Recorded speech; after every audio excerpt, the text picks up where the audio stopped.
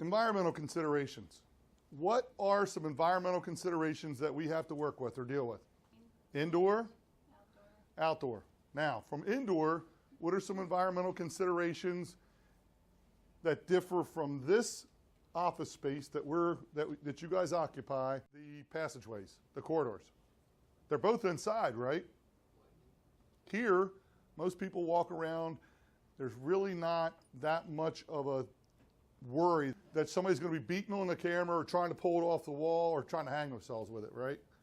So you can use a more traditional, lower cost camera that doesn't have to deal with those other, I'll call it attack rated or vandal proof.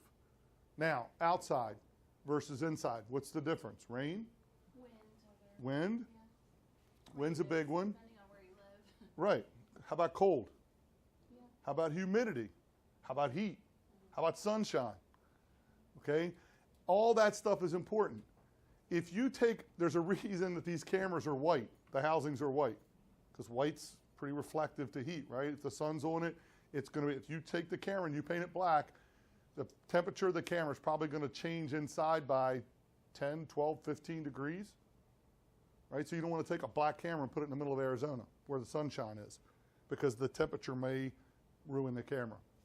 Or if you do, you need to make sure you have a housing that has a blower in it that circulates the air, right? If it's raining or it's windy and it's dusty, you may want to have a camera housing that is weatherproof and doesn't exchange air with the inside and the outside. If there's a lot of moisture, you want to make sure that you may have a camera that's sealed or a housing that's sealed so you don't have to worry about getting humidity exchanged with the inside and the outside. Because if you have dust and you have humidity, the temperature on the outside is going to be temperature different to the temperature on the inside. What happens when you're late for work and it's raining outside and you need to get to work? The windshield fogs up, right? And now you got to wait for the windshield to unfog. Housing's no different. The reason that is because before you got in the car, the temperature on the inside and the outside of the car were the same. Your body warmed the temperature up on the inside, caused the humidity in the air to do what? Condense on the windshield or the windows, and now you got fog. The housing's no different. So you got to make sure you have a housing suitable for the application. What about a parking garage? Parking garage sometimes could be inside, right? Because it'd be under the building. What are we worried about in a parking garage? Vandal proof, right? I mean, I always say when I used to do a lot of school stuff, you had to worry about the little 12 and 15 and 16-year-old Michael Jordans that could jump up. I'm like, when I was a kid in school, I used to do this thing. How high could you jump and what could you touch? Or how could I knock that off the wall? All right. The other thing is, what about mounts? Do I have to hang? Can somebody jump up and grab it and then break it because they weigh 150 pounds or 200 pounds? All these things are environmental considerations. Here's some examples. Typical office type environment on a drop ceiling, no big deal. Regular camera on the outside of a building. There's some more difficult environment. That one camera that was the little Mick looking thing, was a ball on top of a stand that moves around. It's a more harsh environment. PTZ camera. What about this? Where are we going to see these cameras? They're metal, heavy cells, right? Or those corridors where we talk about a parking garage. This is a cell camera. Why is this called a detention grade housing? It doesn't have a place that can be gripped or you can wrap anything around. So there's no way easily for somebody to hang themselves or to grab onto it and do anything with it. So it's kind of a grip-proof camera housing. Again, just a different version of a FlexiDome that's vandal-proof or hardened. Now, how many times have you heard, the architects are really worried about my cameras. I have to hide them. Anybody ever heard of the FM camera? The freaking magic camera? It just hangs out there in the air. It does not require any power or any wires to get to it. You don't have to drill any holes in the building to mount it, but it's there and it's invisible. It's the FM camera. It's the freaking magic camera. right? That's what I like. Some people are like, we need a camera in here, but we can't mount it. We can't drill any holes. We can't pull any wire to it, but we got to have a camera in here to see what's going on. How about we do things like, you know, putting cameras out into the different environments and we mount them based on best we can. We don't want to drill any holes in the roof. We want to mount to the back of the parapet. We want to try to put it in the web or the side of the building. Typical mounting, wall mount. And this is that MIC camera I was talking about. You can take a fire hose and squirt at it, or there's some video online where the thing was in a volcano. It was recording what was going on in the volcano. And then here's all your mounts. Careful with the mounts, because if you put it out there and somebody can grab a hold of it, boom, going to pull it right off. Now let's talk about specialty applications where we have these architectural requirements. Hand painted, hand cut to match the customer's environment. This is a panoramic camera that is a little bit more inconspicuous than this. This one sticks down below the ceiling, where this version of the 360 camera, realistically, the only thing you see is just the bubble. There's nothing else, or the lens. There's nothing else sticking down below the ceiling. So it looks like a little circle, so it doesn't stick down anymore. Typically, I always try to tell people it's easier to hide something in plain sight than it is to spend a lot of money and a lot of time trying to adapt it, okay? Adapting it could be as simple as painting it to match the background, or painting it to match the pole that it's on, or painting it to mount to the wall that you're going to mount it on. If the building is red brick, if you take the camera and you paint it red, or have someone professionally paint it red, or to match the color of the brick, it's going to be hidden in plain sight. It doesn't stand out. If I want to hide it in plain sight, what do I lose off of those first couple of slides that we went over?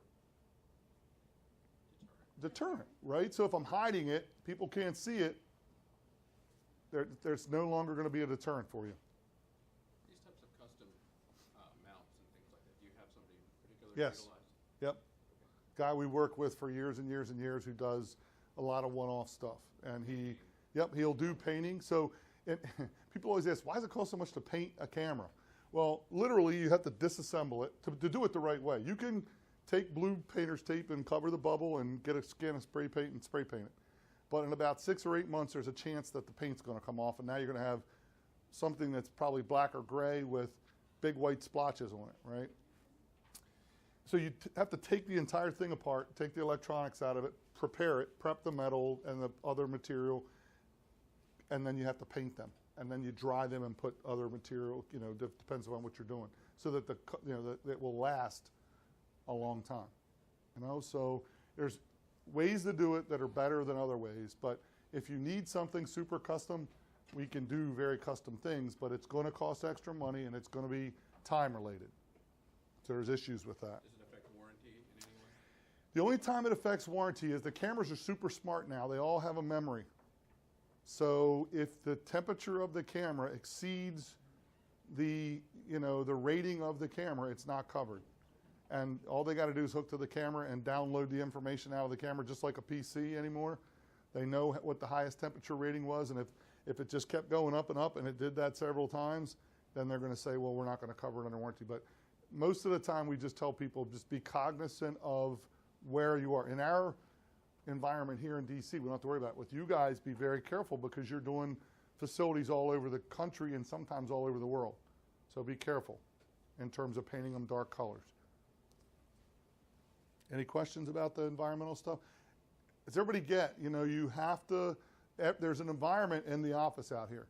Even if it's an aesthetic thing where, those box cameras that we were looking at, you don't want this camera hanging on the wall. That doesn't look good, right? Some people want it, and maybe that's the choice.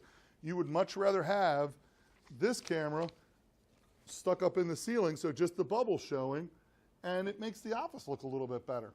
Everybody knows they're there. They don't need cameras in their face. We're security companies.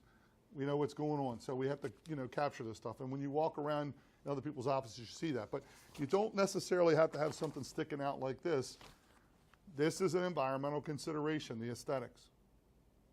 Okay? How water resistant are they? In other words, if it was a low-lying camera and there was a flood or something like that? It depends. Things like these flexi-domes are literally sealed, and you could put them in a bucket of water. Those MIC cameras that was in that bottom right corner a couple slides ago, those get dunk tested before they leave the factory. They actually get submerged, and they're good. There's a rating of what they're submerged to. These are also, the Autodomes are also basically sealed. It doesn't mean you can drop it in the pool and it goes to the bottom 15 feet or 20 feet and it's going to last. It's just, the goal is to keep the environment from getting in or out. And so by that I mean, like I said, if it's exchanging air with the outside, it's going to collect dust on the inside of the faceplate of the housing. Same thing goes here. So it's sealed, but it's not meant to dunk in a pool. So if it's submerged because of a flood, it just really is going to depend on the specific camera and how long it was submerged. Any other questions? Hide it in plain sight. That's my thing. If you can do that, that's the best thing. If you work too hard at hiding it, it's going to stick out worse every time. Does everybody drive down the road and you see the cell towers that they've tried to make look like a tree? Where you're used to seeing cell towers, it wouldn't stick out, but when you're driving down there, you're like, what is? They're trying to hide the cell tower, right? And it looks more stupid than the cell tower did because you're used to seeing cell towers. It's just there, but when it looks like a tree, it's not good. Just keep that in mind and use that example when people are saying, I got to hide my camera. Say, you ever seen one of those cell towers that they make look like a tree? How well does it look like a tree? It's a camera. It's not going to be able to look like, that background. It's a big problem.